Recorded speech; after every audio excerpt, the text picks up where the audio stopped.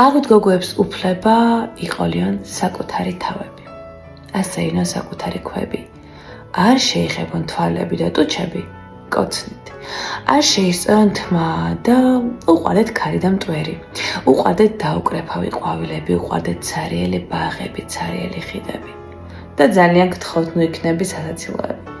რა საჭიროა მის კეთების უნიფორმიანო წესრიგის დამცველებო, ასე ბედნიერი ვერ იქნები უნიფორმიანო წესრიგის დამცველებო. ყველაფერი კარგად იქნება. ყველაფერი კარგად იქნება უნიფორმიანო წესრიგის დამცველებო. გოგოს აქვს უფლება გიპასუხოთ, რომ აქვს უფლება ჰქონდეს ასეთი სახე. იქნებ უბრალოდ სახში დარჩა ბედნიერი გამომეტყველება. იქნებ ჩქარობდა და უბრალოდ დაავიწყდა აქ მოსვლამდე ვინმე შეეყვარებინა.